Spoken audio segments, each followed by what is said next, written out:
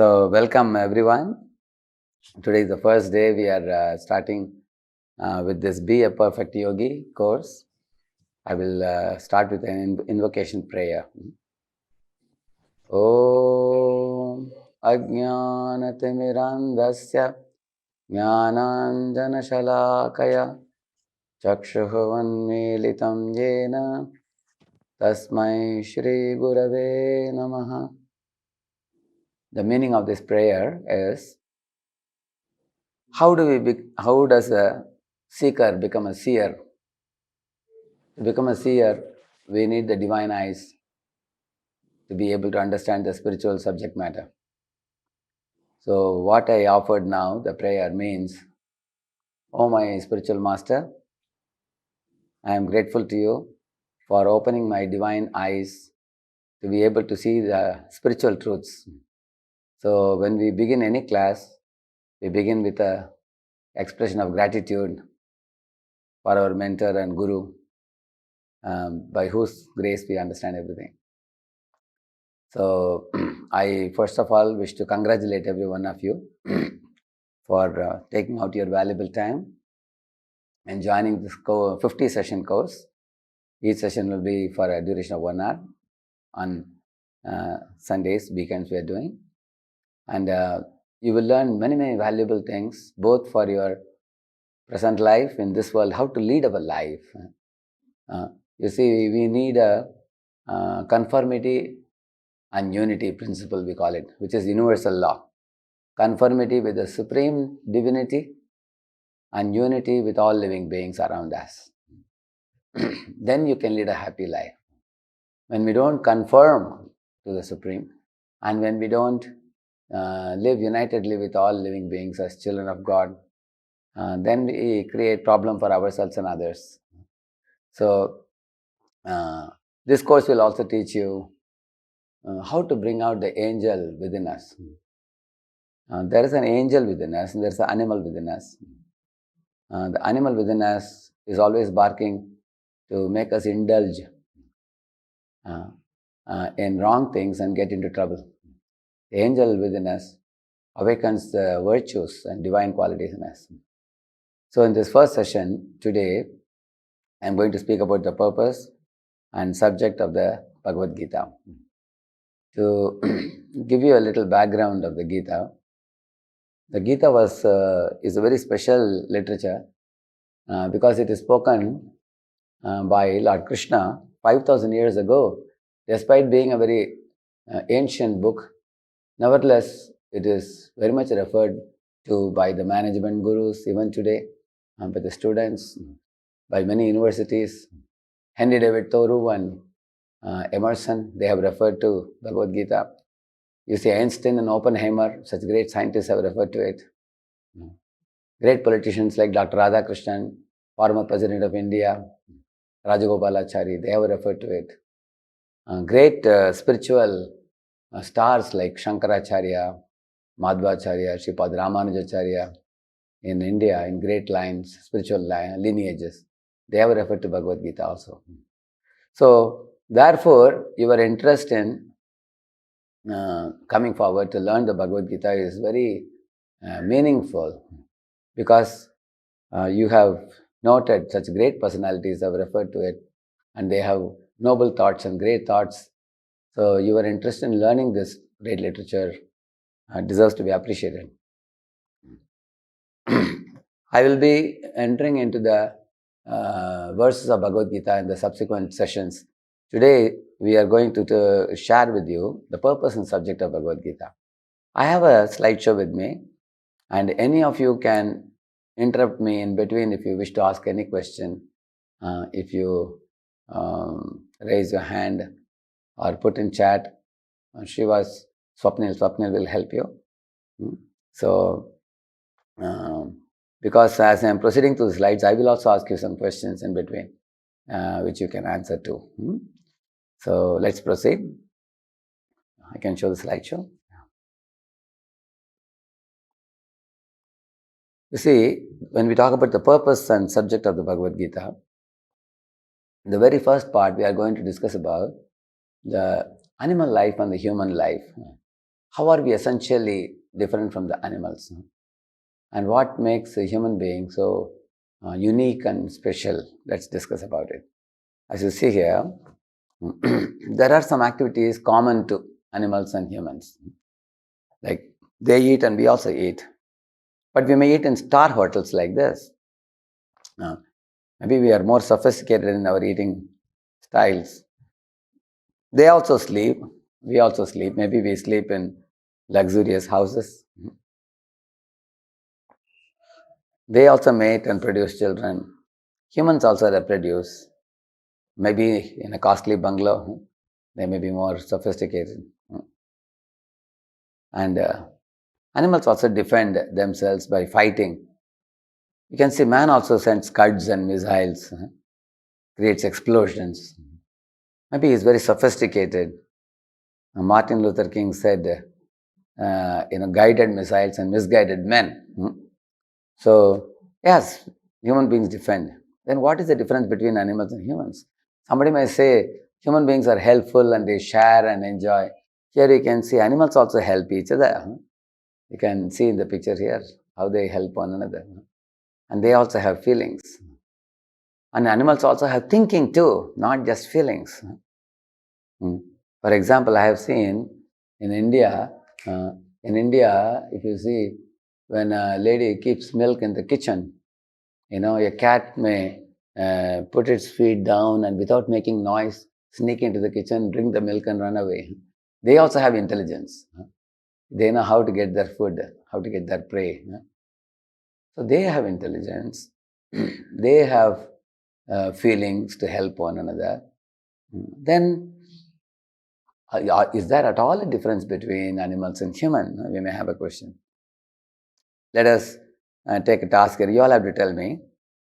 Each of these birds and animals have something special. This is an eagle. Can you say what is special about an eagle? Eagle has some special faculty. Anybody knows? Yeah? Can they unmute and speak if they wish? Swapnil? Yeah, I have just enabled that. Enable them if they want to.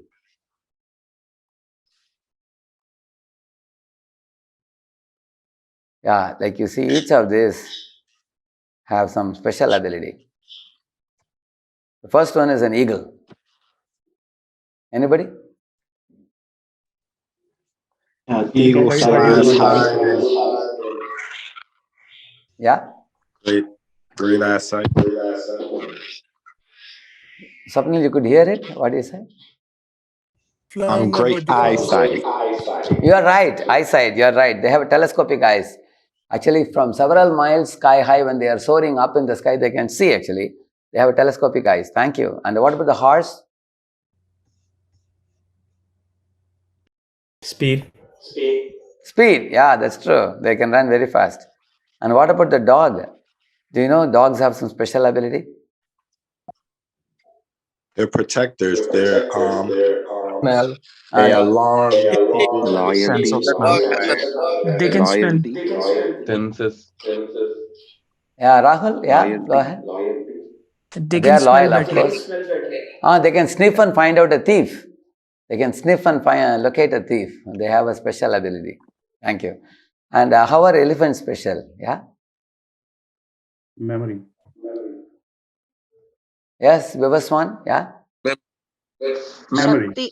Memory. Okay, memory, very Strength. good. That's true.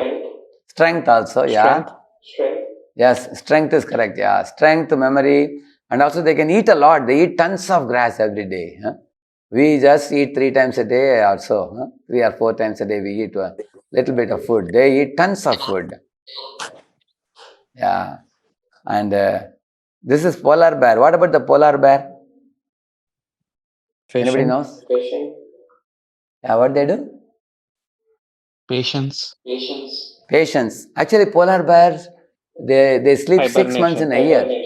a year. Correct. They sleep 6 months in a year.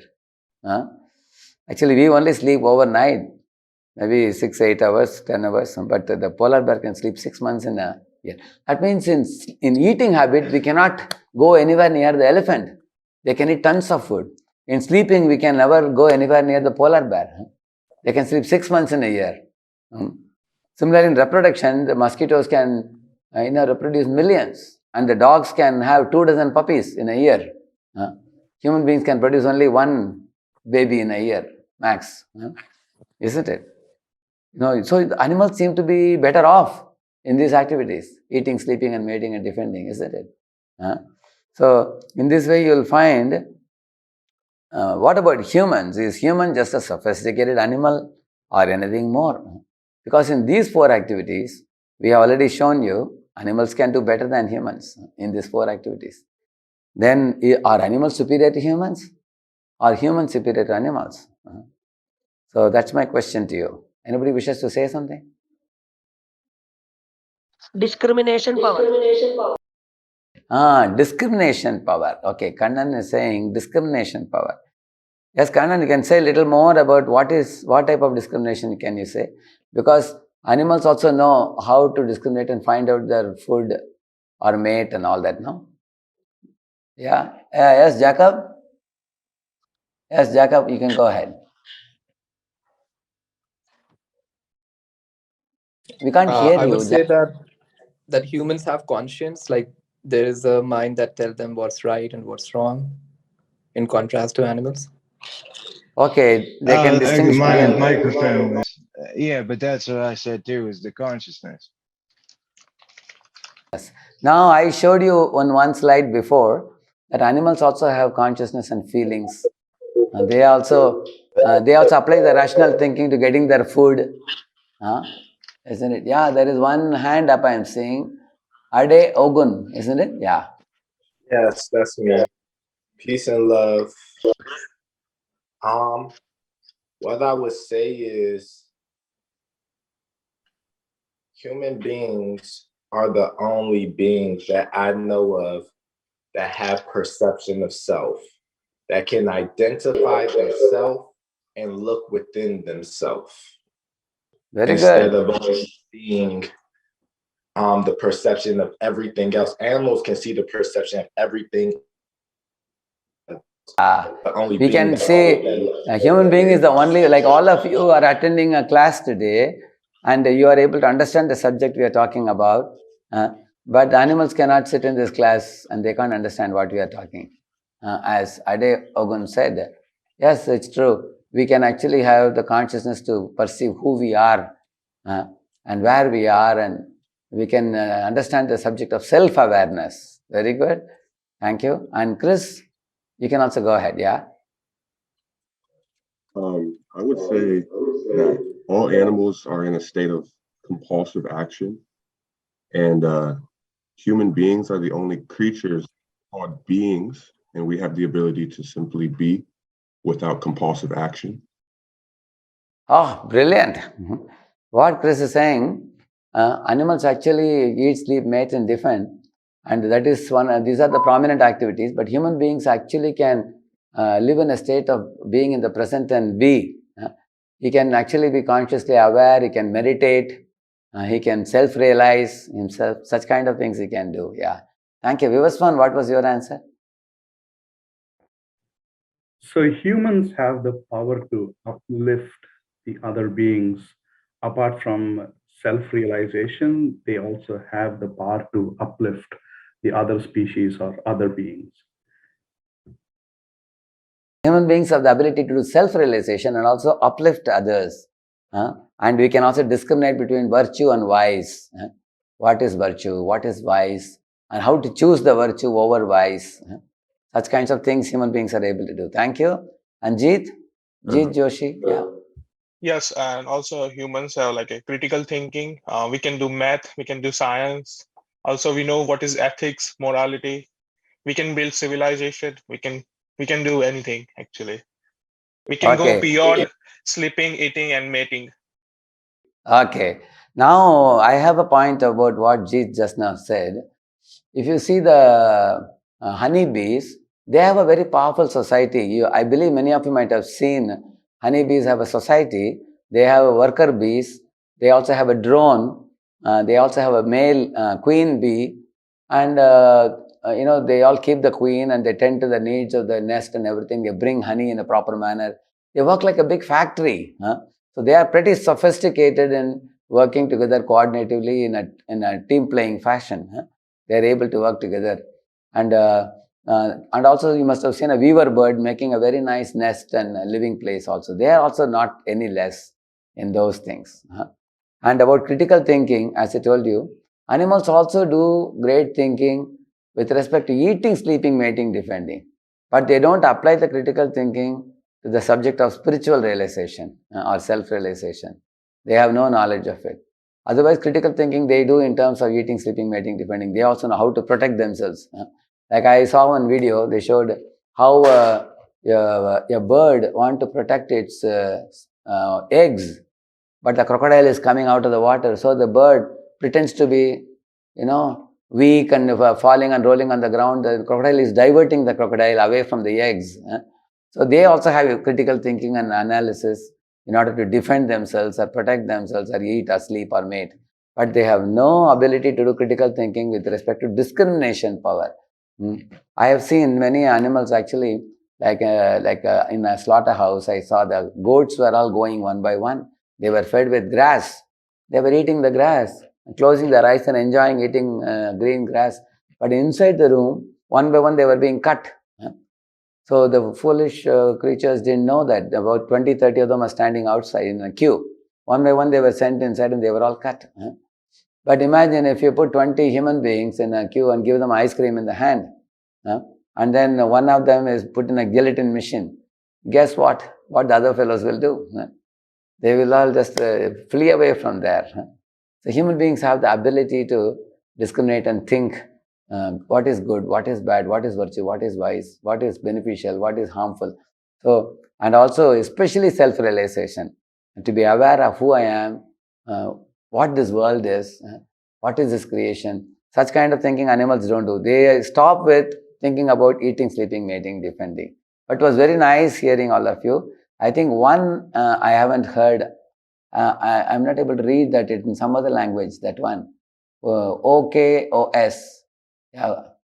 What is that one? Who is that? Would like to say? Sorry, it could be me, Akash. I was about to say adaptability is one other thing. What ability? Adaptability. To different situations. Actually, that we call as agility also. Yeah, that means the ability to change, adapt oneself according to the situation in which we are thrown into. Of course, animals also sometimes may have to adapt themselves in different situations. For example, there are birds which fly from one pole to another pole for adapting to the climatic conditions in one particular season, another season. With respect to living, eating, sleeping, mating, they do all these things, but they don't evolve in consciousness. That makes it one. One last point we will take. Cameron, yeah, please go ahead. To be in the past, present, future. Okay, past, present, and future.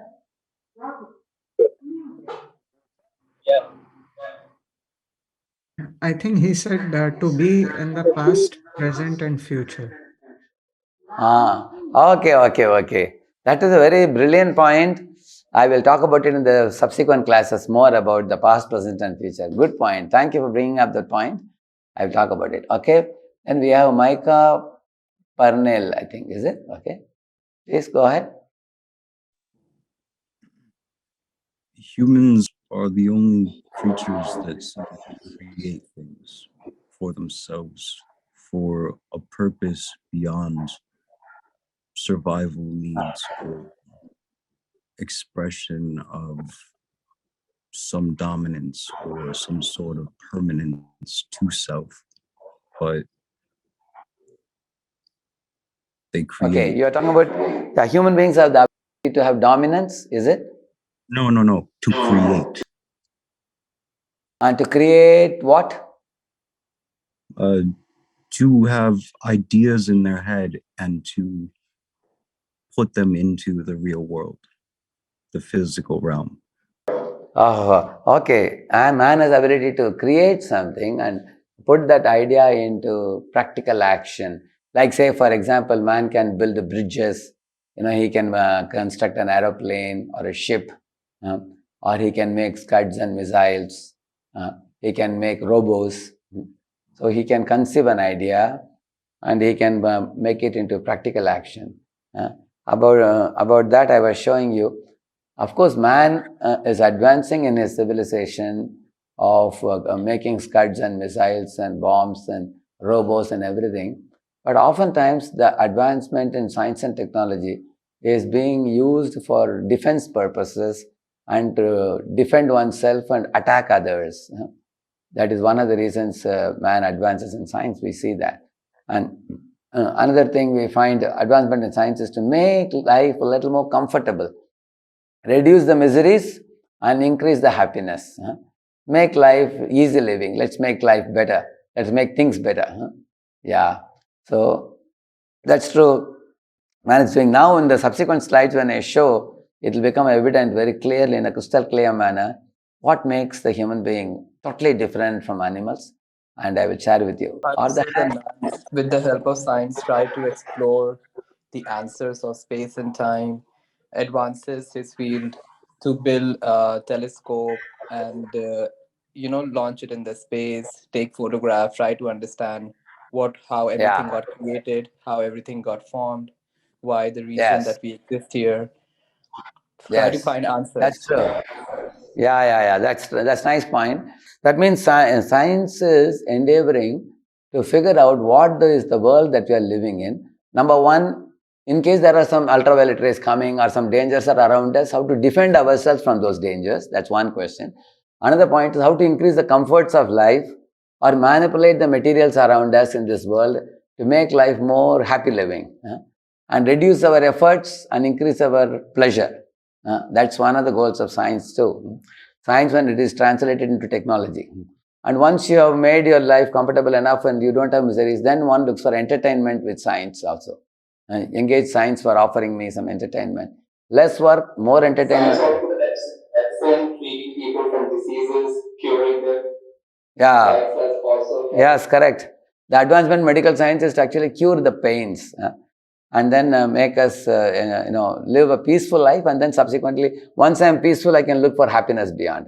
So science also is looking for the same purpose. Now, very nice points have come up from all of you. Now, as we proceed in the subsequent slideshow, it will be very easy to connect these points which you said now. Thank you. Now, I'll show further. You see, animals can inquire about eating, sleeping, mating, defending, and things like that only. But human beings can inquire about life, death, and beyond.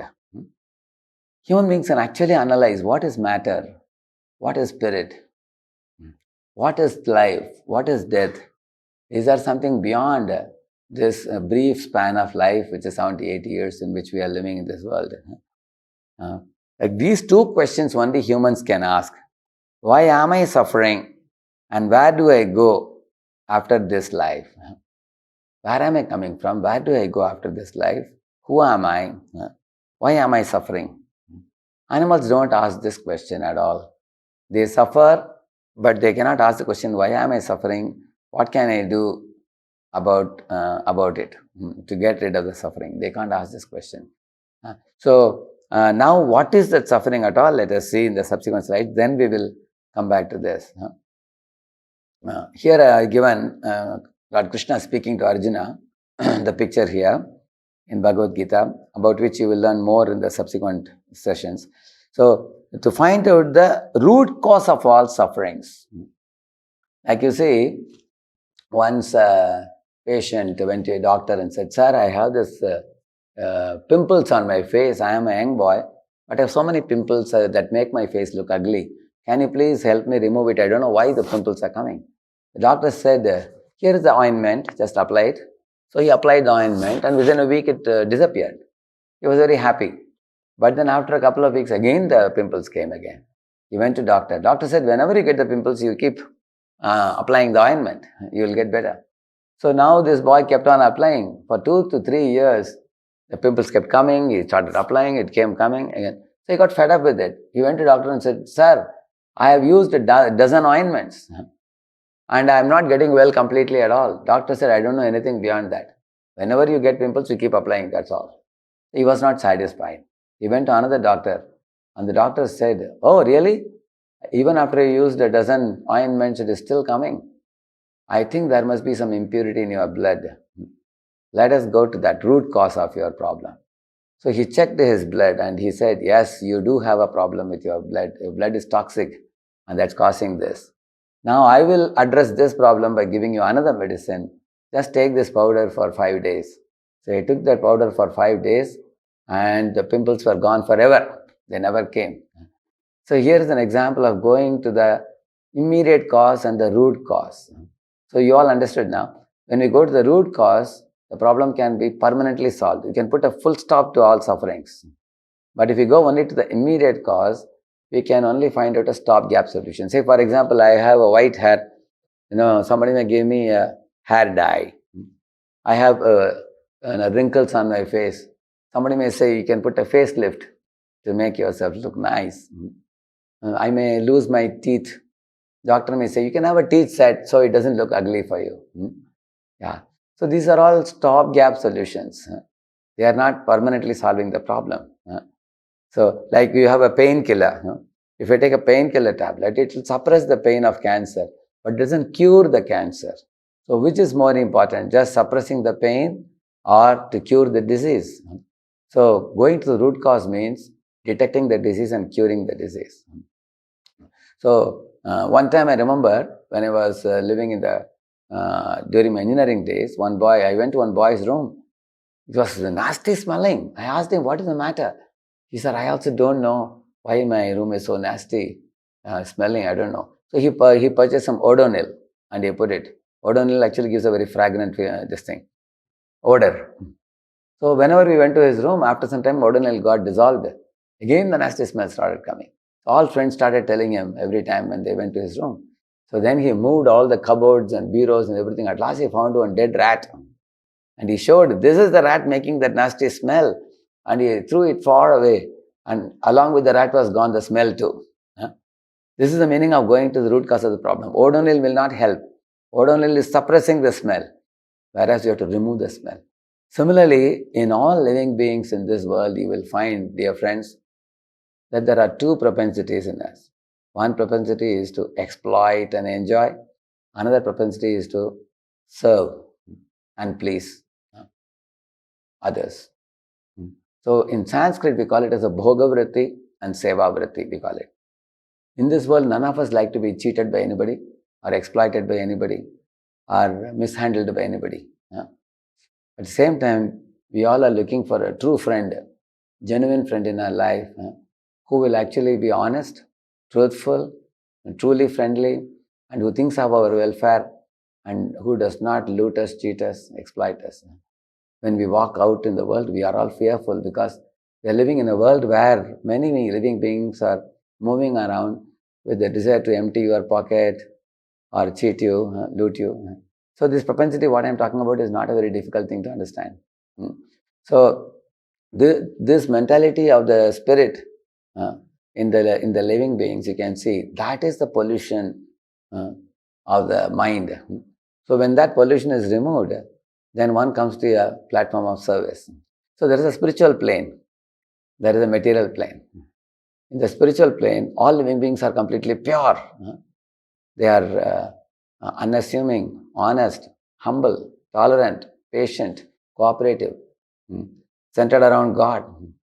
Everyone is pure-hearted. And when they come to the material plane, they become self-centered. Everyone should be at my beck and call. Everything revolves around me. Everyone and everything is meant for me to enjoy. And I will boss over others. I will control others. I don't care for anybody. I can never commit a mistake. I am the Lord of all that I survey. This kind of mentality. These are two mentalities. Like rainwater is pure when it comes from the sky. When it comes to the ground and touches the mud, it becomes muddy, impure. Similarly, our consciousness of the spirit is pure in one plane, in the spiritual plane. When we come to this material plane, it becomes covered by impurity. I won't say that the spirit becomes polluted. I would say that the spirit becomes covered over. It becomes covered over. What is the covering? The covering is the mind. There is soul, There is mind and there is body. Body is what you see in the mirror. And the mind is the covering over the soul. And the impurity, I told you till now, is in the mind. And yeah. Go ahead, Himanshu, Madan. Please go ahead. Yeah. So, Himanshu, you want to ask a question? Okay. So, like for example, say once I was having a class, one boy came into the room to attend the class and everybody plugged their nose. They said, hey, this fellow is nasty smelling. Then another boy said, he is not nasty smelling, his socks is nasty smelling. So then he went out and removed his socks, washed his feet and came. Now there was no more bad smell. So the boy was a good boy, but the socks he was wearing was nasty. Similarly, all of you are divine living beings. Every one of you who is attending the class here, you are all divine, potentially completely divine. But we are covered by a socks-like mind, which is carrying that impurity. That impurity is removable. That's a good news for us. That impurity can be completely removed. Like a muddy pool of water can be put in a desalination plant and you can again make it, render it pure. Similarly, we can all again come back to our original purity in which we have been existing in the divine plane. And that is a message of all the wisdom literatures worldwide. So the goal of Gita is also that. So now here comes the main point. Our sufferings are coming because of the impurity in the mind. That's the main cause of the suffering. When the mind becomes completely pure, we will transcend all sufferings. Most of the time we find we invite sufferings by our erratic behavior. For example, I have my tongue, which has no bones, but I can speak some vulgar words towards somebody and they may beat me up and break my bones. You see? That means I have invited trouble by my own speech. Or I can invite trouble by my wrong behavior, like a dishonest behavior or disloyal behavior or erratic behavior. So therefore, this course will help us to detect the impurities in the mind and help us eliminate them and make our mind calm, cool, collected, peaceful, creative, and awaken us. That is. So therefore, here if you see the points here in the slide, to find out the cause of sufferings. What is the root cause of all our suffering? And inquire about the purpose of life. Why are we living at all in this world? Is this world created without any rhyme or reason? Like we wake up in the morning, we find the sun shines, the clouds shower, the seasons change, the flowers blossom, the fruits ripen, the crops grow, the grains fructify. So many things are happening around me. Somebody is sending me food, somebody is sending me water, somebody is giving me sunlight, and I am given all provisions to lead a happy life. And there is also gold and silver and diamond available. And there is also building materials with which I can make a nice house and live comfortably. Why all these supplies are being given to me? What is expected of me? The Supreme Father, who is providing everything to me, has he got any expectations from me? Or has he just provided everything here? And does he exist? And where does he exist? And who is he? Why am I existing? These kind of questions we can ask. Like for example, some of you attending this program may be students studying in universities. Say your parents have connected you in a university and they are supplying you all necessities you need, say food, clothing, shelter and everything. After that, your father may have expectation that you complete your university MBA course or something and come back and join his business and assist him. Similarly, we all have been sent to this world. One thing I already have told you, that to purify our impure mind and to truly lead a happy life. That's one of the purposes. To give up the exploitative enjoying mentality and to revive our original pure, sublime serving mentality. That's one thing I already have told you.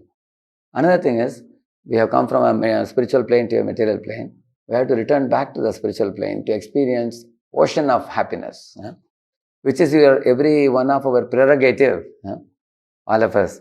So that is the purpose of life. And then to harmonize our life with God and nature and to attain eternal happiness. These things will become even more clear as we proceed. See here, these two questions, why am I suffering and where do I go after this life? These two questions only human being can ask. So let us see about why am I. Can you go back to the last slide for 1 second? Yes, go ahead, please. Yeah. So, why am I suffering? This is explained in the subsequent slides. Like, look at this picture. The man appears to be in a cubicle room and is not able to come out. He doesn't know how to come out. In the same manner, we all have experienced. Sometimes we get into some trouble, suffering, and we don't know how to get out of it. Like I remember during the COVID time, somebody got the corona going into the lungs. And once it went into the lungs, they were admitted in the hospital. They're not able to breathe properly. Oxygen cylinder is being connected to supply oxygen. So he's a young boy, but he doesn't know how to get out of that situation. He doesn't want it, but he is forced to be in that situation. You can see that. So that's one of the sufferings. Similarly, when we talk about problems, when you ask anybody what are the problems, people think about this. I wish I had a better physique, or I have a nice job, or I have no problem in the family, or or people think about money, people think about girlfriend or boyfriend or exams. Mostly people think of these problems. But I am going to ask all of you an important question. Besides these problems, can you think of problem which fulfills three criteria? One is, it is common to all living beings. And nobody wants those problems. And nobody can avoid those problems. These three conditions are fulfilled by four problems of life. Let us see whether any of you is able to guess it.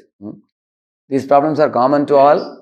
Common to all. No one is able to, no one wants them. It's death. Death, greed. Sridhar Mudan Gulla is saying death, you said. Correct, Sridhar? Yes. You are right. Yeah, nobody wants to die, but everybody has to die one day in this world, leaving behind everything. Against our will and wish, our program in this world is completely, stopped, and the body is dragged to the graveyard, put in a coffin and buried. So nobody would want to leave that situation of business or family. But against our will and wish, it's done. Yeah, you are right. Sridhar said right. One is death. Anybody else would like to say anything else? Suffering. You don't want. Yes, Shravan Balaji, repeat again. Yeah, birth. Birth, huh? Yeah. Birth also, yeah, that's true. Actually, birth is done in a mother's womb, where you can see the child has to float in that amniotic fluid for 9 months or so. I heard that the child gradually, after third or fourth month, the consciousness starts coming up. Child is looking around, what is this? I am put inside a constricted pocket, and I have to be in like arched bow, like this, keeping the body like that up to the 9th month. And the child is actually praying to God, please release me from this, warehouse or a go down. I just want to get out of this. So, yes, that's true. That's also a painful situation. Yeah. Thank you. So, both of them have said about birth and death. Anything else? Any of you? Sufferings like work to be done to earn the bread, eat. Yeah, sufferings. Yeah. Like I was telling about the diseases, varieties of diseases like headache or fever is a mild one. Serious ones are like cancer or brain tumor or kidney failure or multiple organ failure. There are more serious ones. Yeah. Yes, Jeet, you can also go ahead. Yeah. Hunger is also one of them. You are right. Hunger, thirst. We don't want hunger. We don't want thirst. Yes, we are forced. You can't survive without water. You can't survive without food. You are right. Thank you. That's common to all. Actually, hunger and thirst, at least hunger can be appeased by food and thirst can be appeased by water. But there are certain diseases which are incurable. And death also, man doesn't know how to cure it. Yeah, S.I. Manikanta, yeah, go ahead. Natural calamities or disasters. Yeah, you are right. Natural calamities also, like earthquakes or tornadoes, that kind of volcanoes, man cannot avoid them. Yeah. Yes, Micah, Pamela, yeah. Micah, Pamela, go ahead. Losing one's freedom. What was it? Losing one's freedom. Losing one's freedom. That's true, yeah. Actually, we all want complete freedom, but we see that we have limited freedom. I won't say we have no freedom. We have freedom, but we have limited freedom. Actually, why the all-loving Father God, why should He give us limited freedom? Because like a child sometimes goes to kitchen and wants to touch the fire. A child wants to pick up the knife and cut the vegetables. But the mom knows that if the child is picking up the knife or touching the fire, it is harmful for the child. So she restricts the freedom of the child. Similarly, we also see that our freedom is restricted so that we don't harm ourselves or we don't harm others. Therefore, our freedom is a bit restricted. Thank you. Good points. Thank you. Now, here if you see, the 4 real problems are these 4 are mentioned in the Gita. Janma, Mrityu, Jara, Vyadi, Dukkha, Doshanu, Darshanam, birth, disease, old age, and death. I have elaborated these 4 in the next few slides. Like if you see a child, sound is coming?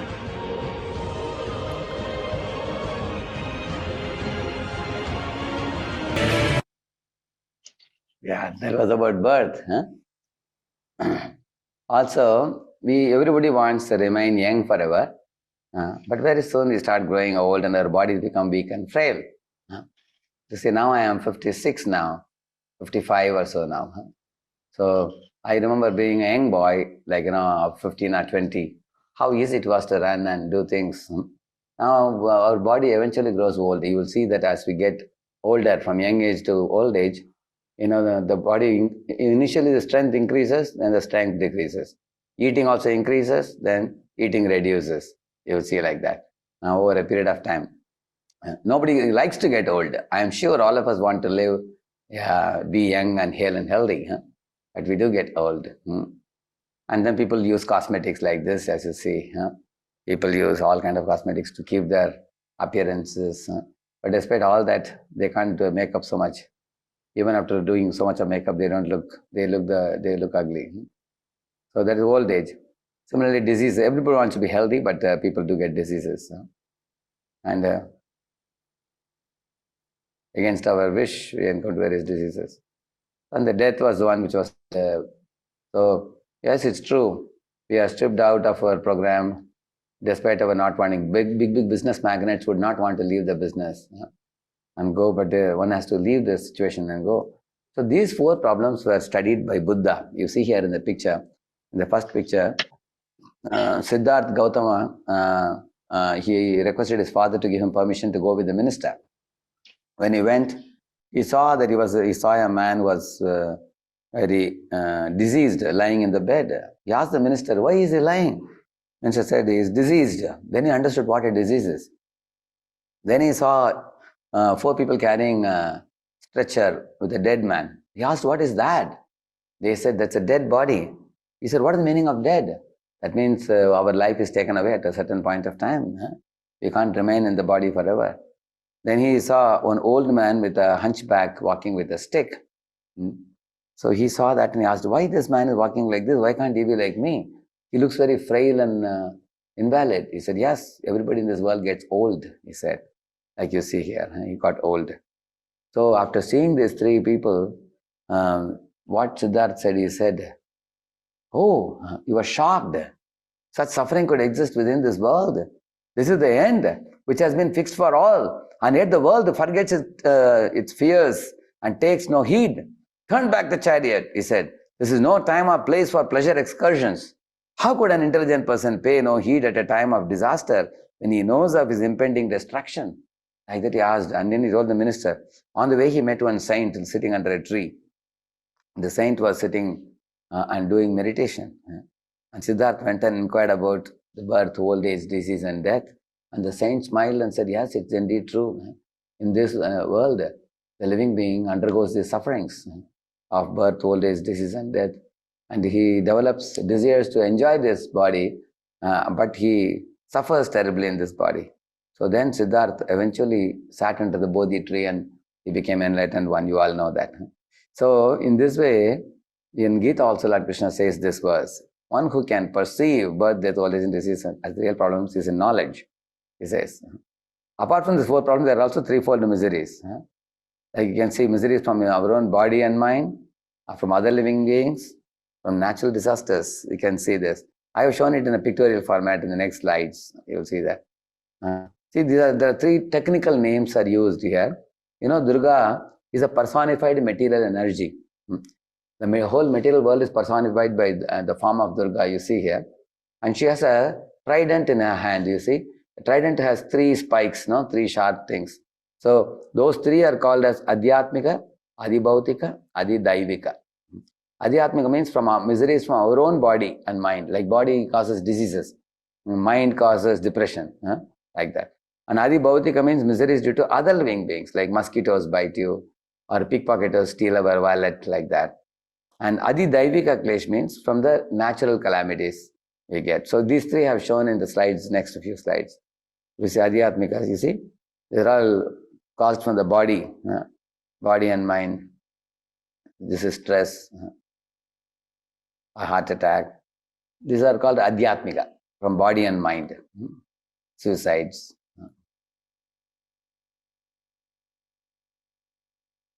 And Adhibhautika means like you say, terrorists, or snakes, or mosquitoes, or pickpocketers, or people who insult us.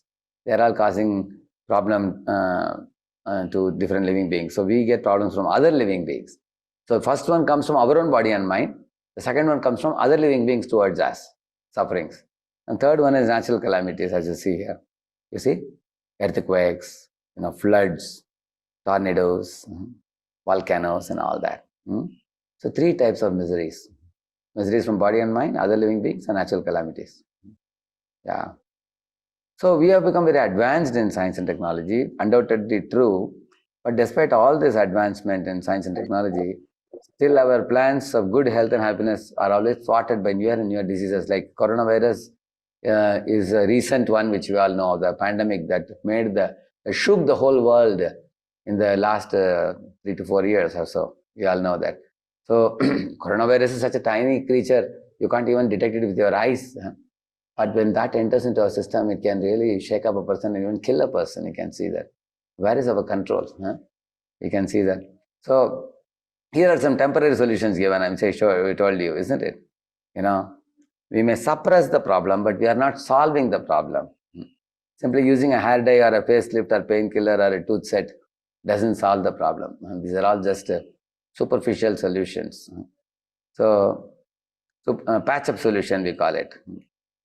So science and technology is advancing undoubtedly, but they cannot stop disease per se from the planet.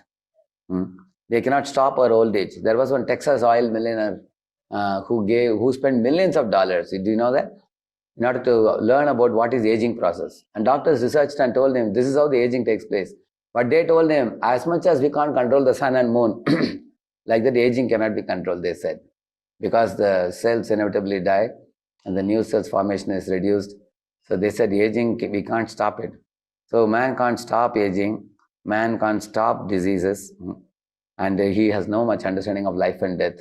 So you all are coming for this Gita course, you are going to understand about life and death in a very precise manner in the subsequent sessions. Unless we understand this, the truths about these things, one cannot transcend these problems without that. That was the first thing about suffering. See the second one? Where do I go after this life? It's another question man can ask. If I want to get out of this situation of sufferings, birth, old age, disease, death, okay, if I get out, what is the destination I'm supposed to attain? You see, from a material point of view, man thinks like this. Our body is made up of material elements. We are simply a chemical bundle. Everything is finished at death. That's what even most educated people think. Beyond this. But there is something beyond this. For example, we are not the material body made of flesh and bones. We are Atma, or spirit souls, encaged in a material body, just like a bird put in a cage, or a driver sitting in a car. We are the driver. We are not the car. We are the driver of this bodily car. Or we are the bird in the bodily cage. That is the Gita understanding Lord Krishna gives. And we do not die when the material body stops to function. You see? It's simply like changing vehicles. You had a bike, you left the bike and took a car, you left the car and took a helicopter or something. The vehicles are changing, but the driver is moving from one vehicle to another. That is the spiritual viewpoint. Now it will become clearer in the subsequent slides. The example of a dress is given by Lord Krishna in one of the shlokas in Gita. He says that just as we all wear one dress today and we throw it and wear another dress next day. Similarly, the soul also is seated in the bodily machine. He enjoys pleasures and pains in this body. When the body gets old, he leaves the body and accepts another body at the time of death. So this will be vividly explained by Lord Krishna in second chapter of Bhagavad Gita. At that time, we will learn more. In the picture you are seeing here, from childhood to boyhood to youth to old age, and after death only skeleton remains, which they keep in an anatomical laboratory or somewhere. But the real person, the Atma, driver of this body, has left the body at the time of death. And he never dies. The soul cannot be cut by scissors. The soul cannot be burned or something like that. It is an imperishable thing. Just like we say about energy. Energy can neither be created nor destroyed. Energy disappearing in one form reappears in another form without any loss again. So Atma is a spiritual energy. It's a spiritual particle which never dies, never perishes, which actually animates the body. Like you all know about robo. The robo looks like speaking, doing everything. It has no awareness. It has no consciousness. It doesn't have inbuilt thinking, feeling, willing. Robo cannot tell you how beautiful a flower is. Robo cannot tell you how sweet a song is. Robo cannot tell you how tasty a gulab jamun or a sweet is. It cannot tell you. No robo can say these things. Only you can say that because you are spirit soul seated in this bodily machine. So, yeah. What happens is at the time of death, as you see here, this boy, if you see, was in cycle, and he went to a bike, went to a car, went to a plane. The driver is same, but he's changing the vehicles. Like that, the soul leaves one body and accepts another body at the time of death. Like you see here, there are 8.4 million species of life. The soul goes from one body to another, and moves from one body to another. Yeah. And Lord Krishna says this. On what basis the soul is awarded the next body? Depending on consciousness development. He says here. Like here, an old man is dying and is returning back as a small kid in some other family. It depends on the kind of consciousness we have. We will learn more about it in second chapter. See, when the soul leaves the body, it goes through different species of life. Sometimes in an animal body, sometimes in a plant's body, sometimes in a human body. It keeps moving from one body to another. Based on what you desire and what you deserve. Like for example, the law of karma means as you sow, so shall you reap. So, like you see this man sitting and he knocks the one block and all the blocks will get knocked and finally the final block will knock him down. Similarly, our karma returns back to us, what we do. For example, somebody is slapping a boy, immediately gets another slap. Similarly, delayed karma means today you do one action of sowing the seed of apple tree, apples will come after a few years. It takes some time, delayed. In the same manner, you may see that you don't study for the examination, so at the end of the year, we will have a problem. Or if you are earning money in youth and you are not saving, in old age, we will have a problem. Similarly, for every action, there will be an equal and opposite reaction, either in this life, and if you escape it in this life, it will come in the next life. The soul is given multiple opportunities in order to purify itself, as I told you, of the covering, impure covering. So we have two roads, as you see here, godly activities and self-destructive activities. So we have the choice which road to take. We flourish or we perish. So we have the choice. And between our birth and death, we have such a choice. As you see here, these are good activities, godly activities. You can associate with saintly people. You can study books like Bhagavad Gita. You can chant mantra meditation you can do. And you can eat a diet which is sanctified food given to God with love. And you can have engagement like singing the glories of the Lord or rendering some service in the temple. So in this way, these are all positive spiritual activities that make us more and more divine and godly. And these are virtuous activities. We call it as the ABCDE formula. A for association, B for books, C for chanting, D for diet, and E for engagement, like that. Then there are sinful activities or which go against the virtuous activities, like unnecessarily killing innocent creatures, or intoxicating oneself with liquor and drugs and things like that, or gambling, or illicit activities. So these things degrade us both physically, mentally, and spiritually also. They are degrading activities.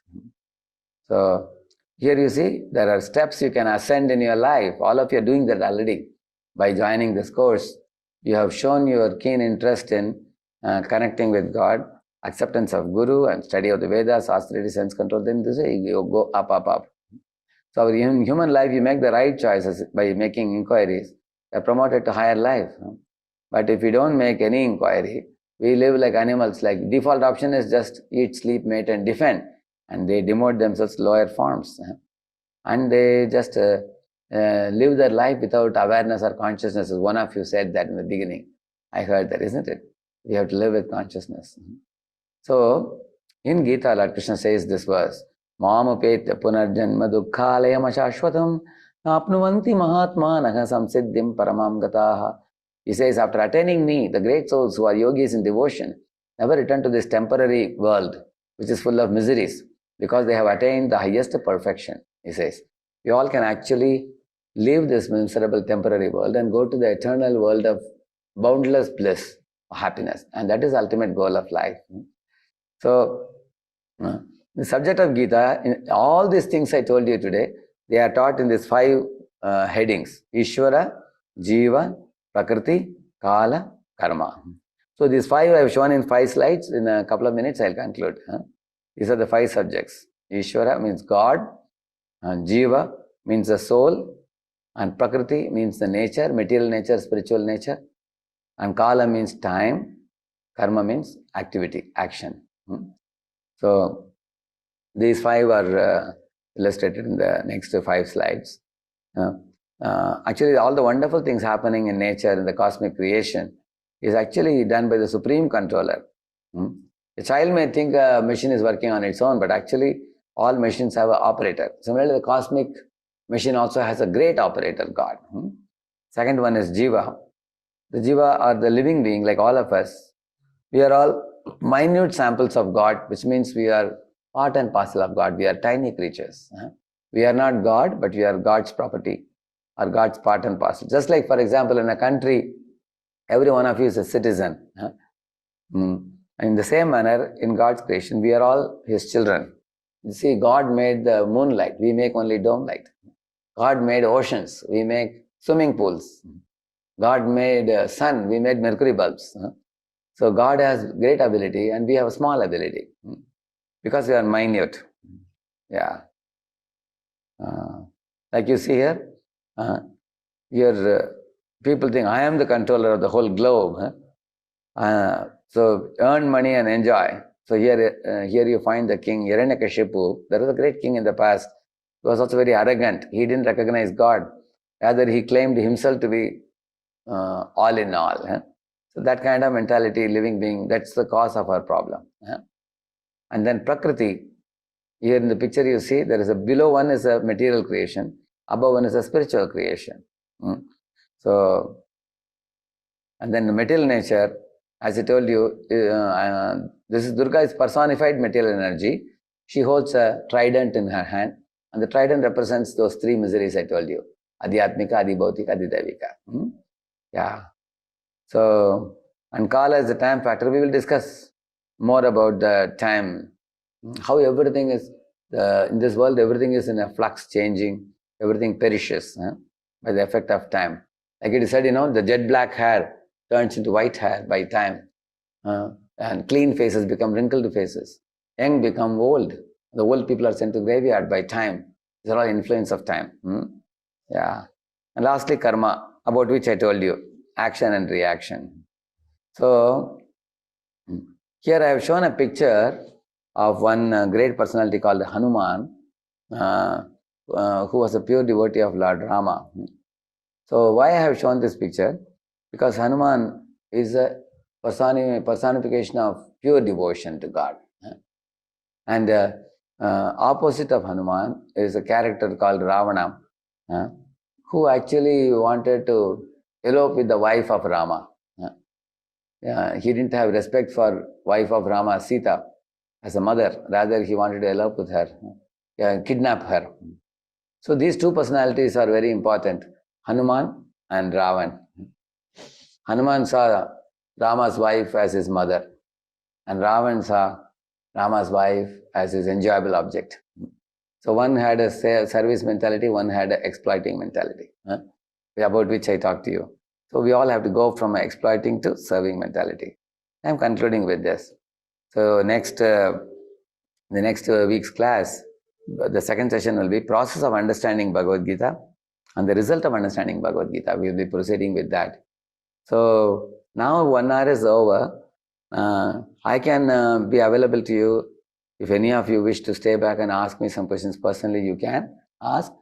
Or the announcement, he will give you one Google form which you can put your questions, and I'll be making a video to answer your question, and I'll be uploading it in a site which link will be given to you. You will get answers to all your questions. Okay? Yes, Swapnilpu, you want to say something? Thank you so much, Radhesham Prabhu. This was such a wonderful class, very enlightening and very engaging. Thank you for giving us your time and walking us through these amazing topics. Jacob, in the chat was requesting if it will be possible to have these slides. Oh yes, I can. I'll mail it to you, and you can pass it on to them. Yeah, sure. Sure. Okay. Yeah. Thank you so much. And also, while concluding, I just wanted to have one word from some of you. How did you feel this session? Was it a little difficult to grasp, or you found it easy? And so that I'll be confident when I'm presenting the subsequent slideshows, or I'll make some modification. Any of you wish to say something? Yes, Kannan, you can go ahead, please. Ajit Kannan, yeah. Namaste, Swamiji. Just wanted to check with you. Is there any recording for this class is available? We can hear more time.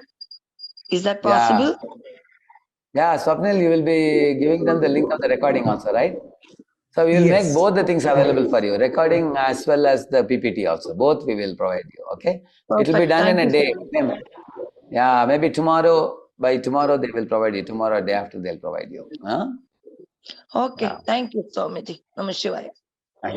Thank you.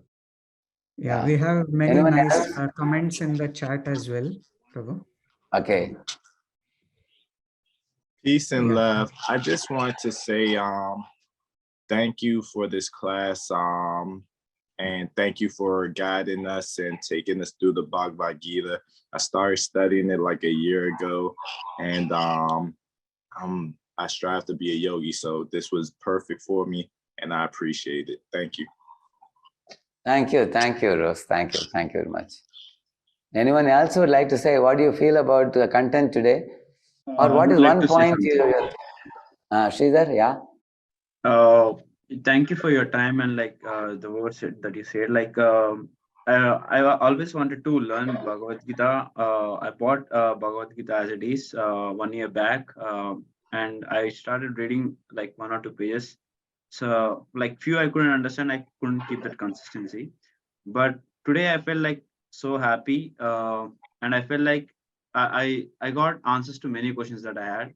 So first, thanks for making us understand few concepts. So yeah, so based on what you said, I was having this thinking instead of soul, I was thinking like an energy. So I thought okay, so we are made of energy. So the energy can be transferred to some other form. Okay, energy leaves from our body, goes to some other body. But I had a question how does it goes? Does it goes to the same animal or different animal, and how does it go? Now I got that clarity. So based on our practices that we may do in our life, so either it goes to the higher body, chooses higher body or lower body based on how we live the life between the birth and death. So I got that clarity, and thank you so much. Very good. Yeah. Thank you. Very but good. one question is that you said finding out the root cause will solve the solution Yes. permanently. Okay, then when you said about suffering, but in reality, when there is a problem that we encounter and we want to solve the problem, so Yes. how do we actually find the root cause? Okay, this is about suffering that you told, but in general, any problem, if you want to find out the root cause, so what is the best approach? Yeah. Actually, every problem has an immediate cause, a remote cause, and an ultimate cause. Every problem we can analyze it in that way. So, for example, if a son is not talking to the father, is very moody, father may say, "I'm giving you food, I'm giving you clothing, I'm giving you shelter. Why are you not talking? What happened with you?" So superficially, the father may provide everything, but the son has some other thing in the mind due to which he is not talking. You understand, no? Which he may not tell the father. Probably the father wanted the son to do medical, he wanted to do engineering. He didn't like medical. Father may say, "I am a doctor, my wife is doctor, my parents are doctor, you also should become a doctor." So the son didn't like that idea of pushing father's opinion into the son's head. So in the same manner, many times the superficial analysis of the problem will not help. Going to a deeper analysis helps. So, and when the relationship of the father and son becomes thicker, then the son will reveal his problem to the father very easily. So in our interpersonal relationships with others also, many times the problems are due to either lack of relationship or strain in relationship. You understand the point, Sridhar? Yeah. I just gave an example, but the real root cause thing will become clear to you as we proceed to the second and third chapter. When you complete, it will be crystal clear to you that time. Thank you. Yeah. Thank you. Thank you so So much. anyone else? Yeah, thank you. Anyone else's hand was up? I think Jacob was raising hand, I think. Jacob, you want to say something? Yeah, I was typing actually. Hold on. So Jacob, how did you find the presentation? Was it easy to grasp, or you found it presentation was a bit complicated? What did you feel? I thought that you presented the material really well, because I've read some of like the Vedas and the Upanishads and the Gita, and the way they write it, it's definitely not as easy to understand as the way you presented it. You have to do a lot of thinking while you're reading it. Yeah. But this is very I straightforward. I want to make it relevant to all of you so that you will benefit also, because sometimes in the Vedic literature we get lost in an ocean of shlokas and ocean of information. So each one of my presentation will be very precise. It will be up to the point, along with pictures like this and explanations. And you will also have the freedom to stop me in between and ask any questions you wish to ask me. And that's the way I want to do all my 50 sessions. I will do that. So thank you all for your kind participation. And I look forward to meeting all again next week. Thank you. So I've been studying and searching after self spiritually for a while now. I feel like I found a lot about myself and my own consciousness in my path. And that spirit has given me a great deposit of knowledge. I feel like I am now seeking the application of the knowledge. Yeah. You are in which part of America? Which part of America you are in? I'm actually near the capital, DC, Maryland. Okay. Swapnil, how far is it from Brooklyn? From Brooklyn, it's 4 hours at most. Okay. Okay. I am coming on 1st January to America, and I'll be in January, from January 1st, I'll be 45 days in America. So I'll be coming to Brooklyn. I'll be based in Boston, and I'll be traveling to Brooklyn and Baltimore and all those places in the East Coast. So I will send my whole schedule to all of you through Swapnil. If any of you wish to meet me personally one-on-one and ask me questions also, you can ask. And you will get to see the application on how we do mantra meditation and early morning meditation, how we do, you will get to see it. So, and 1st January onwards, I come 2 times in a year, 1st January to mid-February, similarly 1st September to mid-October. So this I do it every year. I go to many universities in America. So we'll be in touch in the next few classes. Things will be getting a little more clearer and clearer for you. And when we meet in January, then when I come to Brooklyn, if you could fly to Brooklyn for a couple of days, yeah, we can meet and you can learn the practical things. Okay? That was a good question. Look forward That to shows it. your sincerity. I will not be with you this January because I am traveling to Africa within the next month, and I'm going to be there till March. But October, I cannot wait to meet with you. Okay, so you can even Swapnil will give you contact in Brooklyn. There is one Arjun in Brooklyn. Swapnil, you can connect him to Arjun. And anytime he can visit, I can even now in the next coming weeks also, if you visit for a couple of days, you will get a spiritual ambience and very nice practical application experience you will have. Because one of my students is in Brooklyn now. So Swapnil, either you or Jayakrishna or Arjun, you can meet him and give him a nice experience in the temple. Okay? Sure, we'll be happy to. Thank you. Thank you. Thank you so much. Krishna, thank you.